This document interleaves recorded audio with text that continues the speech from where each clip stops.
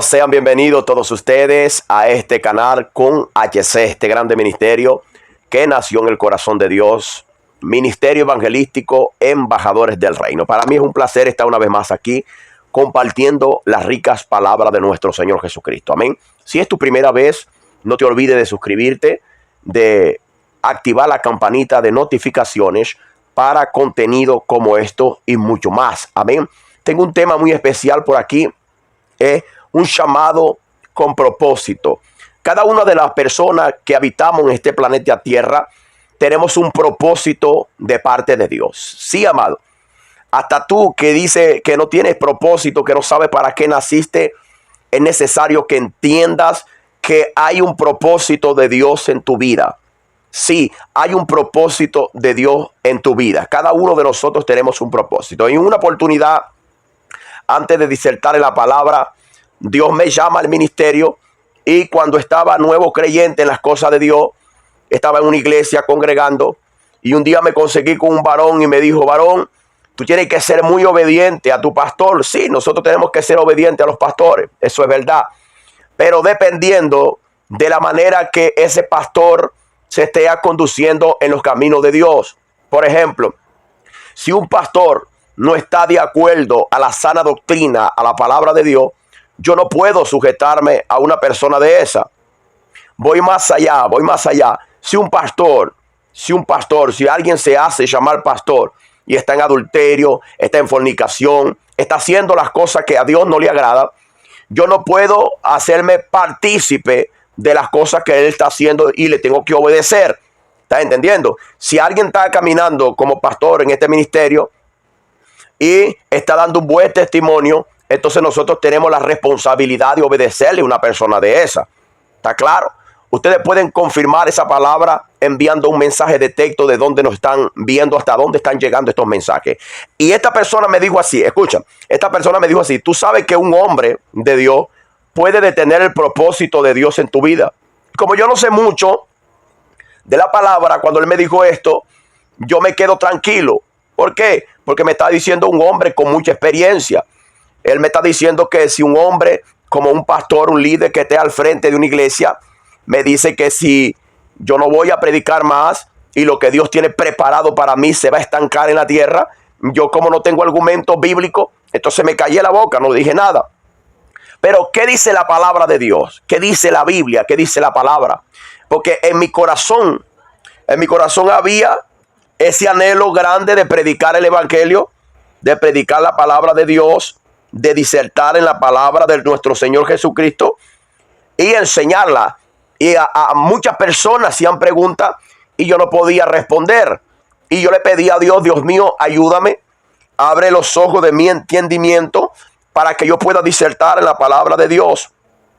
Entonces Dios me ayudó para que yo pudiese entender. Dios abrió los ojos de mi entendimiento para que yo no fuera engañado, y cuando yo predique, yo tenga que predicar lo que es correcto a la palabra de Dios, para que cada uno de nosotros no seamos enfermos, no seamos contaminados por tantas cosas que se están predicando hoy. No sé si me di a explicar con usted.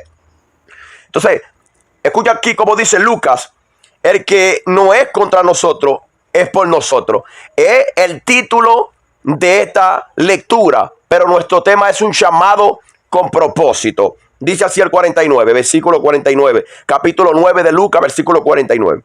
Entonces respondiendo Juan dijo: Maestro, hemos visto a uno que echa fuera demonios en tu nombre, y se lo prohibimos porque no sigue con nosotros. Jesús le dijo: no se lo prohibáis, porque el que no es contra nosotros, por nosotros es.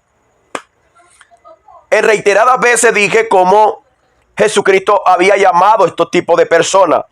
Estos hombres llamados de discípulos y apóstoles eran personas de bajo recurso en Israel. Eran personas del vulgo, eran personas que no eran capacitadas para nada. Y Cristo vino a buscar lo que no es para avergonzar a lo que es. Cristo vino a pegar lo que no es nada para avergonzar a aquellos que se creen algo.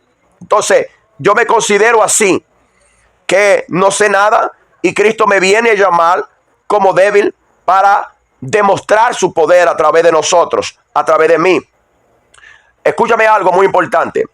Juan está con Cristo y hay una multitud tan grande en ese lugar que Juan, a través de la predicación de Cristo, Juan dice: Señor, vimos a alguien expulsar demonio en tu nombre y se lo prohibimos. Ahora, quien escribe esto es el hermano Lucas. Lucas no caminó con Cristo. Lucas no era un apóstol. Lucas no era un discípulo de Cristo. Ni siquiera conoció a Cristo en vida. Lucas se entera de los hechos de Cristo y viene buscando información a través de los apóstoles y queda compenetrado a través de los hechos de nuestro Señor Jesucristo. Y él escribe esto diciendo que Juan, el apóstol, el discípulo, prohibió a alguien de expulsar demonios. Yo me quiero parar un momento para decirle o para preguntarle a ustedes que me están viendo y para desatar aquí una bendición muy grande. ¿Quién le dio autoridad a Juan para que detuviese a una persona de hacer la voluntad de Dios? Ahora, esta persona que estaba echando fuera demonios no se congregaba con Cristo, no recibía enseñanza de Cristo, no caminaba con Cristo. Quien caminaba con Cristo era Juan. Quien recibía las enseñanzas era Juan. Quien veía los milagros acontecer era Juan. Pero en ninguna parte Jesucristo le da poderes a Juan o una autoridad a Juan para que si viese alguno predicando la palabra, él se lo prohibiese. Así como Juan estaba en el pasado, así hay muchas personas hoy. Estoy hablando de líderes. Estoy hablando de personas que están al frente de congregaciones, que están al frente de iglesia, que tienen una autoridad para pastorear. Que Dios le bendiga. Amén. Pero la pregunta que yo le hago hoy: ¿quién te dio autoridad para que detuviese los planos de Dios en la vida de una persona? ¿Quién te dijo a ti que prohibiese de predicar a alguien?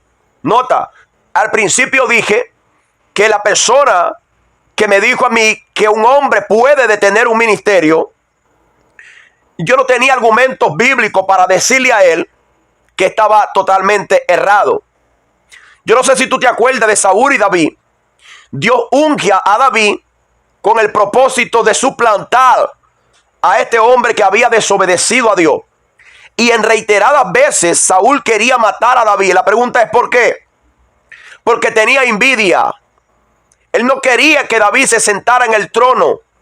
Él no quería que David creciera. Y me quiero parar otro momento. Eso es lo que está pasando hoy con mucha gente que están al frente. Gente que están pastoreando. Gente que están liderizando. El odio, la envidia dentro de los corazones, la carnalidad, están haciendo que paren a otras personas de predicar la palabra de Dios, porque no quiere que pasen por encima de ellos. Le voy a dar un mensaje a tipo de personas así. Escúcheme, la gloria no es mía, la gloria no es de hombre, la gloria pertenece solamente a uno que vino del cielo, estuvo en la tierra, fue crucificado y al tercer día resucitó y está sentado a la derecha del Todopoderoso de su majestad. De ahí, toda rodilla, la Biblia dice que tiene que doblarse ante la presencia y el nombre de Jesucristo. Porque la Biblia dice que no hay otro nombre en los cuales nosotros podamos ser salvos. Gente. Y Juan se congracia creyendo que Cristo, para terminar lo de David, Saúl terminó muriendo y David obtuvo el trono. Porque era un propósito de Dios, amado. Tú que has sido humillado en muchas iglesias, tú que has sido humillado en tu casa, tú que has sido humillado en cualquier parte de este planeta Tierra, y tú tienes un llamado de parte de Dios, un llamado con propósito. Déjame decirte que Dios lo que comenzó en tu vida lo va a terminar. A donde tú fuiste humillado, Dios te va a levantar para que sea exaltado. Él te va a exaltar arriba de ti, encima de ti. La Biblia dice, humillado debajo la poderosa mano de Dios, y Él vos exaltará cuando fuere tiempo. Entonces, David fue levantado. David fue exaltado, fue honrado. Porque David esperó el tiempo de Dios. Porque el propósito de Dios tiene que cumplirse en la vida de aquel al cual Él llamó. Yo siempre supe, en cuanto abrí mis ojos, que a mí no me llamó hombre. A mí no me llamó hombre cuando yo conocí a Cristo. O cuando, fui conocido por Cristo. Mi madre me tomó por la mano y me llevó a una congregación donde estaban predicando. Y yo siempre decía, mi mamá me salvó. Mi mamá me llevó para una congregación, fue la evangelista. Mi mamá fue el instrumento que Dios usó para llevarme a la congregación. Pero mi mamá no murió por mí. Quien murió por mí fue Jesucristo, el Hijo de Dios. Entonces, el hecho de que yo le predique a una persona y esté congregando en una iglesia no quiere decir que yo sea el papá de él o el papá de ella. Que ella tiene que obedecerme a mí porque yo fui que la llevé. Para eso está errado. Que ella tiene que humillarse delante de mí porque yo fui que la salvé. No, amado. Es Cristo quien salva. Entonces Juan, él le dice a Cristo, Señor. Mira cómo le dice. Entonces respondió Juan. Jesucristo está predicando. Y dice, y él está predicando un tema muy importante, que es el de la humildad. Que cualquiera que recibe al que me envió, porque él que es más pequeño entre vosotros, ese es el más grande. Había una discusión entre los discípulos. ¿Quién era el más grande? ¿Quién era el que predicaba más? ¿Quién era el más santo entre todos? Y Cristo le dijo, el más pequeño entre ustedes sea entonces el mayor. O sea que el más grande entre ustedes es el que le va a servir a ustedes. Es el que va a hacer la voluntad de Dios. Porque Cristo, siendo como Dios, no escatimó ser como Dios, sino que se humilló y lavó hasta los pies de los discípulos. Ahora, y cuando Cristo termina de hablar esto, escribe Lucas, dice que Juan dice, hemos visto a alguien echando fuera demonios en tu nombre. Pero como no se congrega en nuestra iglesia, se va para el infierno. Pero como no se congrega en nuestra iglesia, es un hereje. Pero como no se congrega en nuestras iglesias, él no va a crecer. Pero como no se congrega con nosotros, se lo prohibimos. ¿Y quién te mandó a prohibírselo? Jesús le dijo, no se lo prohibáis. O sea que Juan prohibió ese momento. Otro momento Juan no iba a prohibir porque Cristo mismo le estaba diciendo, caramba, vale, no se lo prohibáis. Porque el que no es contra nosotros, por nosotros es. Yo me quiero parar un momento para decirle algo. No importa en la denominación que te esté congregando hoy en día, usted es de Dios. No hay una mejor ni una mayor. Usted es de Dios. Si aceptó a Cristo, si aceptaste a Cristo, entonces prepárate para vivir lo sobrenatural de Dios en tu vida. Porque cuando Dios te llamó con propósito. Cuando Dios me llamó con propósito. Y a través de ese propósito, mucha gente se van a levantar, así como se levantó Juan, así como se han levantado líderes dentro de la iglesia en contra de este ministerio. Así se va a levantar sobre ti que me está escuchando. O ya se levantó sobre ti, pero no te preocupes. Porque aquel que te llamó con propósito. Ahora, ¿qué es un propósito? Un propósito es el siguiente, amado. Yo tengo aquí este reloj. Este reloj parece bonito, excelente. Pero este reloj tiene un propósito. ¿Cuál es el propósito? El propósito es dar la hora. Entonces yo lo tengo para que él dé la hora para mí. Yo saber qué hora es, a qué hora voy a entrar o a qué hora voy a salir. Pero hay otro propósito. A veces me lo pongo de lujo. Pero él tiene un propósito principal. Él tiene un propósito principal, amado. Entonces, hoy en día, habemos muchos que hemos sido llamados por Dios. y no sabemos el propósito por lo cual Dios nos llamó.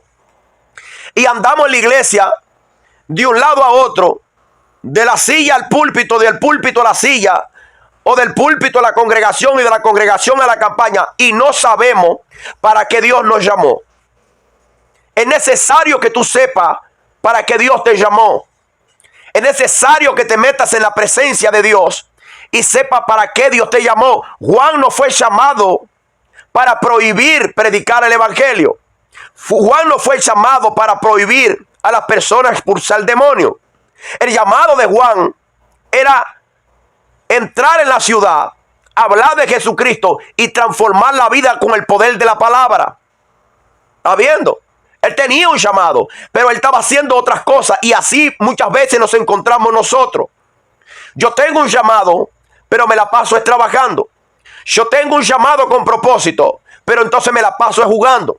Yo tengo un llamado con propósito, pero no quiero leer la Biblia. Yo tengo un llamado con propósito, pero tengo mi esposa y tengo otra amante. Entonces yo tengo un llamado con propósito y no estoy caminando en línea con Dios. Y Juan había sido llamado con propósito. Hernán tiene un llamado con propósito. Usted tiene un llamado con propósito. Y en cuanto no nos pongamos a cuenta con Dios, el propósito no se podrá cumplir en esta vida. Entonces es necesario que atiendas este llamado, porque este llamado es de parte de Dios para ti. Acuérdate siempre, ministerio evangelístico, embajadores del reino. Dios a través de mí está hablando contigo. Te está diciendo, camina por mi camino que es vida. Y es verdad, es mi camino. Es en el camino de Dios que nosotros tenemos que caminar. Acuérdate, un llamado con propósito. No te olvides que Shalom es paz. Que Dios te bendiga y que Dios te guarde. Chao.